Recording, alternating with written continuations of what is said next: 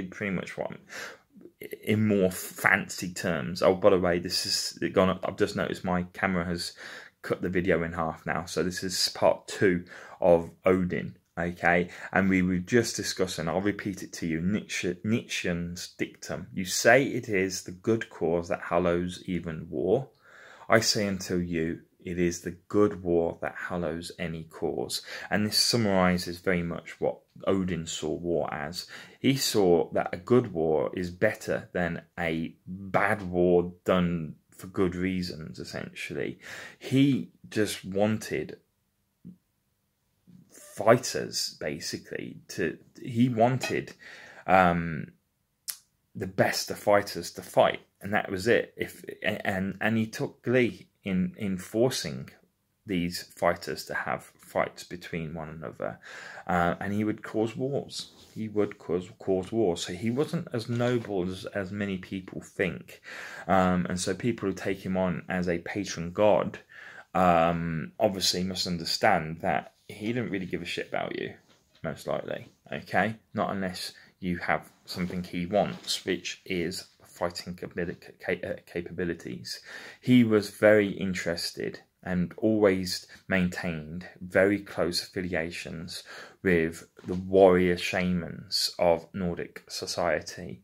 Now, the warrior shamans had fighting techniques that were associated with spiritual practice, and they were centered around achieving a state of ecstatic unification with certain focuses, for example, such as an animal totem, like a bear, for example, for the berserkers. And the berserkers were such a tribe or warband, okay? He maintained very close affections with these individuals, and he was the patron god of these warrior warbands.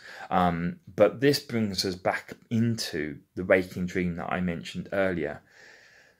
Every single berserker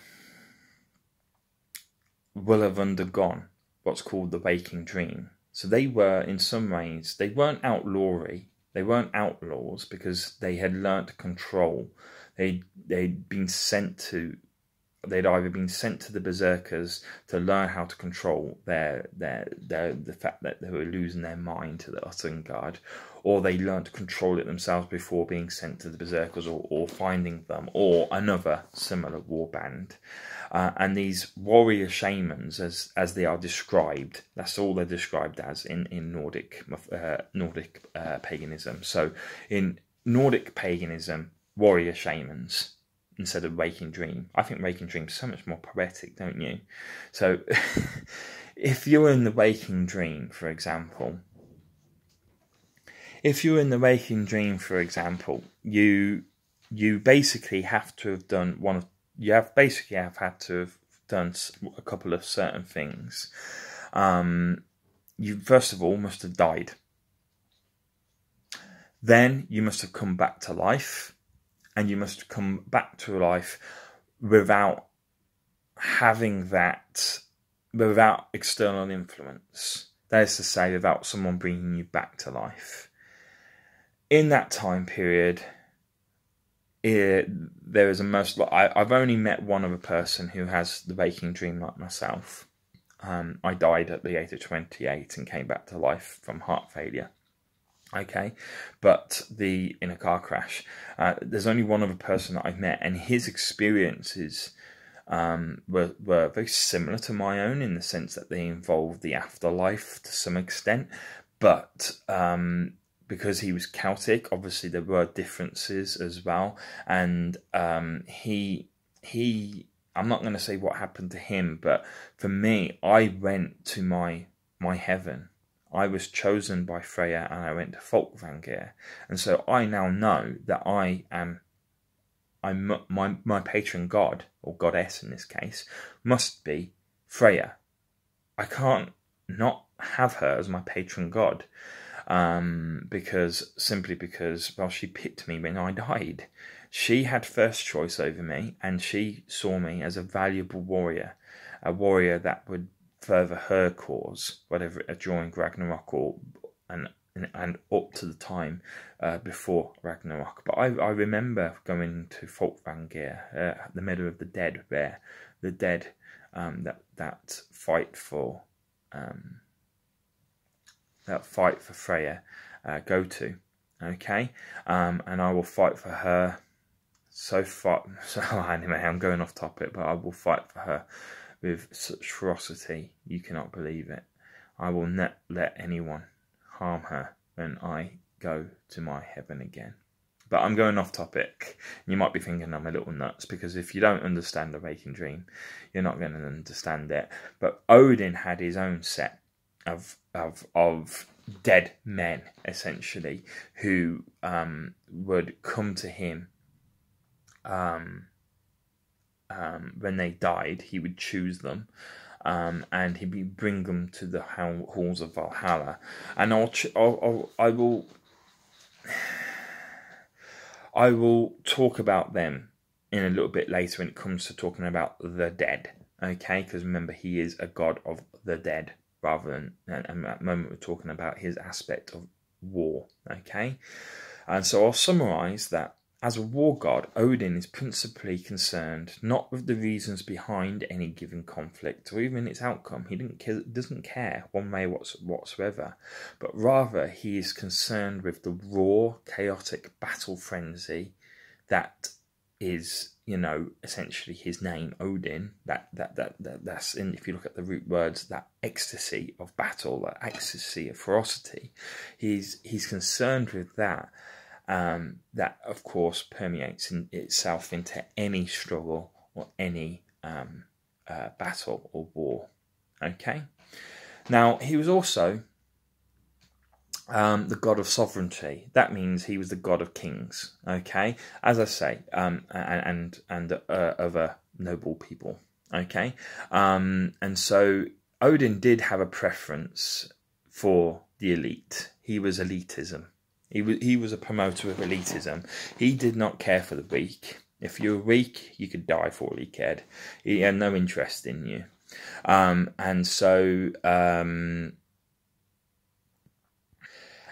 you actually find amongst the Vikings that Odin is the founder of most, if not a good number, of royal lines, as kings are more likely to be within the Nordic periods and the Norse periods. When you look back, a lot of them were shamanistic warriors in many ways, and they claimed Odin as his beneficiary, that Odin allowed him to take the crown during the war that occurred, for him to take the crown, or whatever proceedings occurred. Some even said that they were the sons of Odin, but I don't know. Would Odin lay with a mortal woman? Probably, but whether they were telling the truth or just trying to make it sound like they were worthy of the crown of whatever region, Sweden or Denmark or wherever, at the time, it doesn't really matter. He was the king of sovereignty, and a lot of kings and a lot of royalty actually believed that they heralded from Odin himself. And one of the important things to know, of course, is just like all the Germanic peoples and other Indo-European peoples, there was a three-tiered social political hierarchy that existed within Nordic society. So this is not talking about Odin now, this is talking about Norse society. The first and the highest tier were the rulers, the kings, the earls, okay, the princes, so on and so forth. The second tier were the warriors, those who fought to conquer and protect, okay? And the third were the farmers and others that were occupied with production and other things such as that, okay? So the workers, essentially. And the interesting thing is that the gods can almost be mapped very easily upon this hierarchy that existed. If you take any of the gods, you can place them quite firmly within the hierarchy, not because they're lesser than the other gods that are possibly above them if they're in a lower tier, but it's because obviously a working man is going to pray to a different god than a ruler would, for example, because they are going to want to pray to a god that they can relate to, and more importantly to a god that might actually listen to them.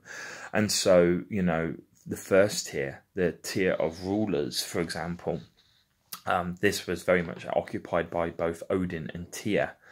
The crucial difference, however, of course, being that Tyr had much more to do with rulership by law and justice, whereas Odin had very much to do with rulership by any means necessary, magic and cunning. Okay, Tyr was sober and a virtuous ruler, and Odin was a devious, inscrutable, and inspired ruler. That didn't make Odin a bad ruler. Remember, he was the king of the gods for a good reason. He was made king of the gods, chosen as king of the gods, and I think it was because he was willing to do whatever was fucking necessary to ensure that his people were looked after, because he was a good god, he was a good king, he ruled over, and the 9 realms that he, or the realms that he ruled over, were looked after, were watched, were protected, and I'm not saying Tyr wouldn't do a good job of that. I'm saying Tyr would do a very good job of that. But Odin, nonetheless, sometimes I feel that it's more of a reflection of the people who worship the gods rather than the gods themselves. You can't really delineate between Tyr and Odin, which one's better and which one's worse, but it depends on what circumstances you live in. And if in the Nordic lands, for example, compared to like Gaul and stuff like that, where a lot of Celts were found in Britannia, there was a lot less stability, for example, than there was in mainland Europe. In mainland Europe, you had, you know, a lot of crops, a lot of food. You didn't have quite as much war. And it wasn't as brutal, whereas in early Scandinavia, for example, where the Norse come from, there was brutality beyond any degree. I'm not saying that didn't exist in Europe as well. Of course it did, but there was naval warfare between the different groups at a very early stage, and that's why the Vikings, or the Nords, but the Nords became very good at naval warfare and developed a martial elite that were naval based called the Vikings. That's how the Vikings were created, because a lot of their fights were not on land but on sea. And when you're in a position of turmoil, when you're in a position of warfare, and where you're in a position where famines and cold climates, for example, can ruin crops instantly, people starve to death. I think when you're in hardship, you choose the god that will get shit done, no matter what. You don't care about making sacrifices. You'll make the sacrifice. If he asks you to slay something, or, you know, slay 10 slaves and put their heads on spikes, you're gonna do it, and you're gonna do it without any hesitation, if in return he gives you what you want. And there is, I think I might actually talk about sacrifice to Odin later also, because of course it was typically sovereignty who did sacrifices to Odin. But yes, as I was saying, the differences between Tyr and Odin, I'm not trying to say one god's better than the other, I'm just saying societies were different. Okay, and societies will always worship whichever god they feel benefits them the most. And regards sacrifice, human sacrifice especially, Odin was perhaps the most frequent recipient of human sacrifice out of all of the old Norse gods, especially where, as I say, where royalty and nobility were involved. They would generally generally speaking, it's believed, I'm not sure whether it's true, that the sacrifice had to be willing. I don't think it did. I know the Celts didn't give a shit. They'd sacrifice you whether you were willing or not. Unless, of course, Celtic God, corrects me on that. But as far as I'm aware from my studies, the Celts did not care. They would sacrifice their enemies quite happily. Okay, I think the fact that the Vikings all of a sudden being noble and saying, no, it must be one of us or someone who's decided to be sacrificed. No, I think that's wrong. I think what that comes from is that the Nords believed that a willing sacrifice was a more powerful sacrifice. If one of their own stood up and said, kill me, sacrifice me to Odin, I will bring about the changes that we need, then that is a much stronger sacrifice than sacrificing someone who's screaming their head off, going, I don't know what's going on, in some random language, probably Latin at this point or whatever, and going, I don't want to die, I don't want to die, I don't want to die. That's a lesser sacrifice. It's still quite a big sacrifice because you're killing a human being, but nonetheless, what I'm trying to say is a more noble, more willing sacrifice was seen as a more powerful sacrifice amongst the Norse. But I honestly, personally don't believe that they gave a shit either. They'd sacrifice anyone. And the reasons for this is in the manner of which they would sacrifice people to Odin. Okay? If you were to be sacrificing someone who has willingly said, I will sacrifice myself to Odin, you would possibly do it in a way that's not going to hurt that much. Okay, but typically most sacrifices were made by either the means of the spear or a noose, or typically both. And of course, these are the same ways in which Odin sacrificed himself to himself. When you hear the stories of Odin, which I'll get into at one point, Odin actually sacrifices himself to himself in order to acquire knowledge and runes. Like I say, Odin don't play by the rules. He's like, well, if I sacrifice myself, I'll get a lot of power, or I might get a lot of insight. Okay, well, I'll hang myself. Okay, there's a bit more to that than what I'm letting on, but nonetheless, Odin did actually sacrifice himself for knowledge twice, and also took out his own eye as well, and may have done a few other things that I've forgotten. But doing all of this, for example, is not something necessarily you would do to someone that you love. It would be something you do to your enemies quite happily, and you would do it to someone you love as well, if needs be, if you believed it would bring about a massive change. But I do believe that the Vikings were individuals who would sacrifice their enemies as well as their own. But one last thing about sovereignty, yes, Odin was the god of kings, but he was also the gods of the god of outlaws also. He walked amongst them during his vacations, so to speak, or during his pursuits of knowledge and wisdom. But regardless of stature, Odin didn't really give a shit whether you were noble or not. To him, the social stature of the men and women that he favoured were distinguished instead by their intelligence, their creativity, and their competence in the proverbial war of all against all, i.e. they were capable of not only just the war of, what does that mean? War of all against all. It doesn't necessarily just mean the war, although obviously it does at the same time. It means that you are capable of fighting yourself, pushing yourself beyond your own limits, and that is what Odin wants. He wants people who are capable of fighting beyond the limits that their bodies and their souls or the spirits, whatever, will allow them to, and that they will endure any pain. It doesn't matter. This is what Odin favoured. And if you had this, and Freya hadn't already taken you, because of course Freya, remember, had first pick of the dead, then Odin would take you to Valhalla. Okay.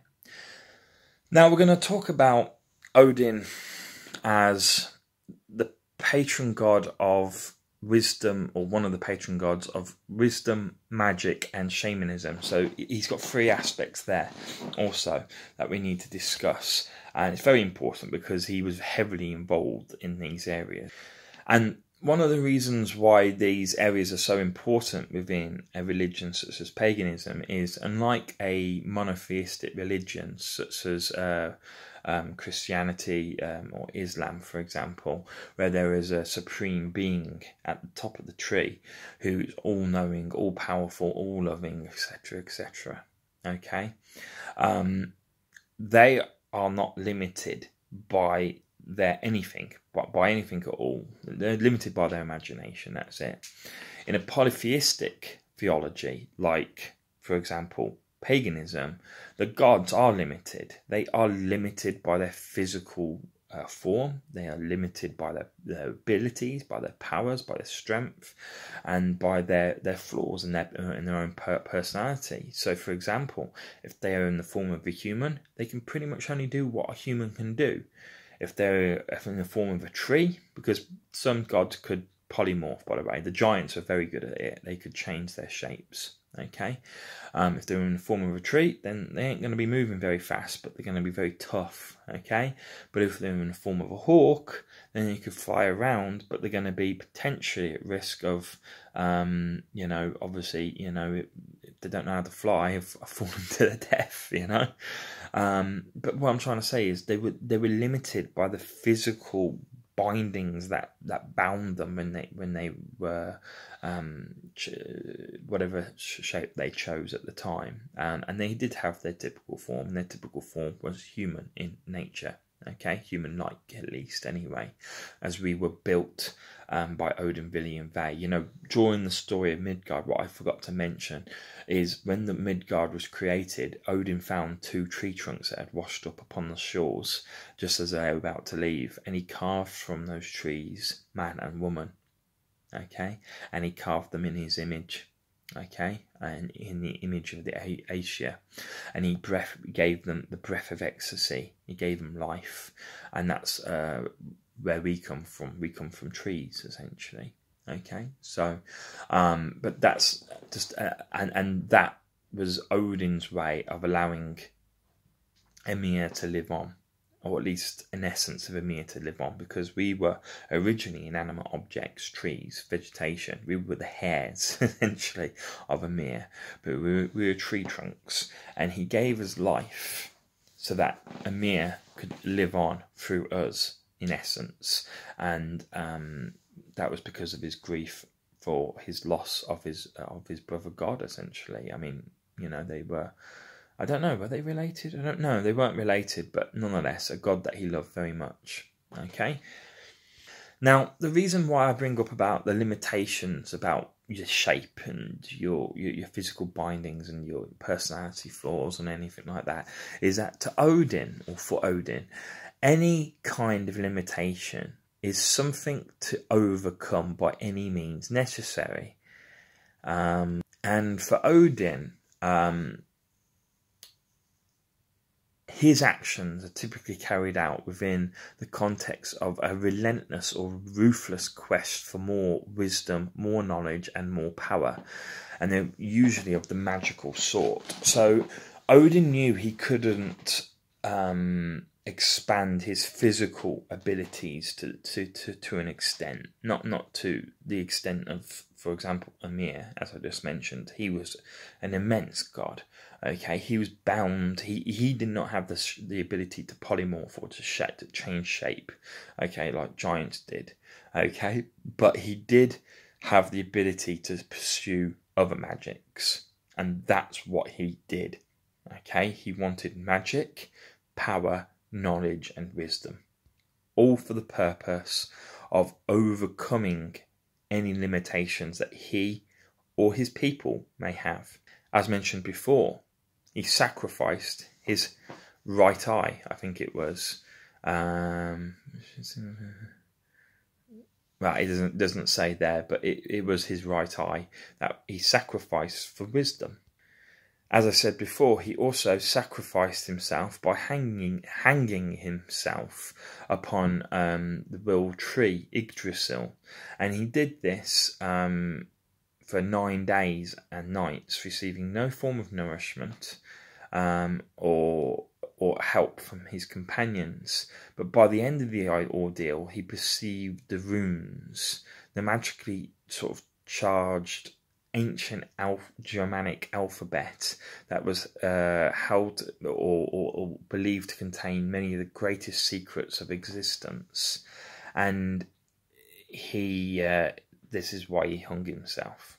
In the words of Odin himself, when after the 9 days and 9 nights, when all of a sudden the runes became, visible to him, he said, "Then I was fertilized and grew wise. From a word to a word, I was led to a word, and from a work to a work, I was led to a."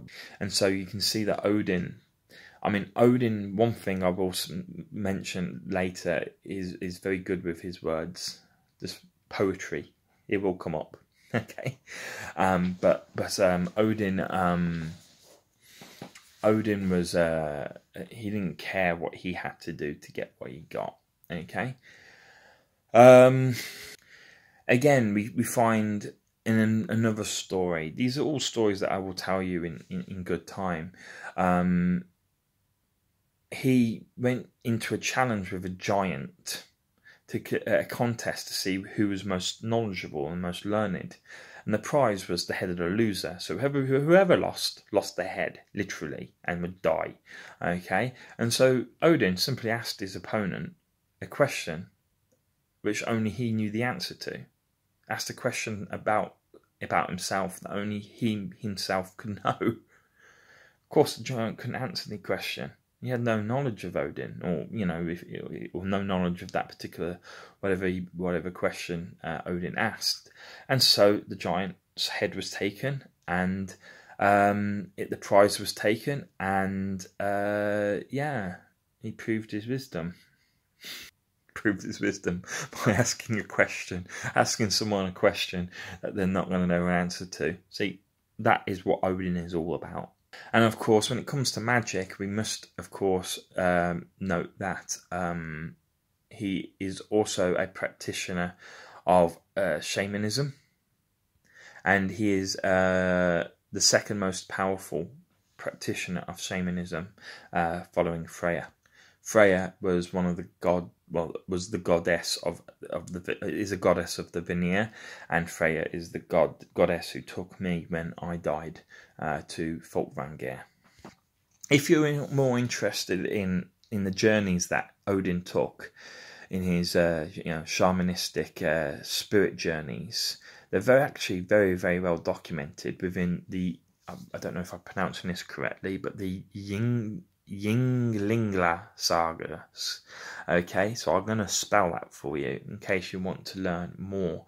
But they're spelled Ynglinga, and then saga, S-A-G-A. Okay, the Ynglinga sagas, and these record pretty much all these travels to all the distant lands, to see the dead and everything like that. And I don't really want to speak too much about that because that's something that you can read about.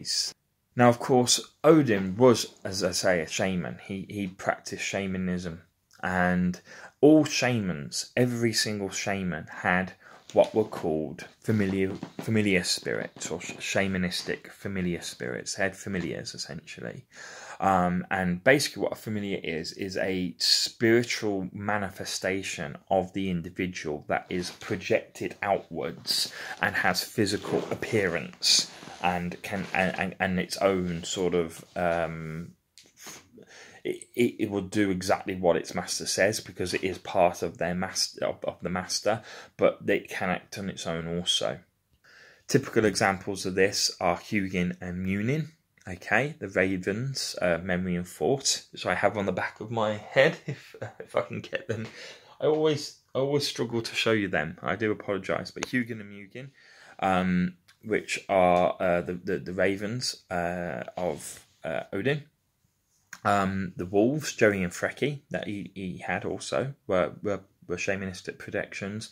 And something that you may not know, but the Valkyries were also shamanistic projections that Odin sent.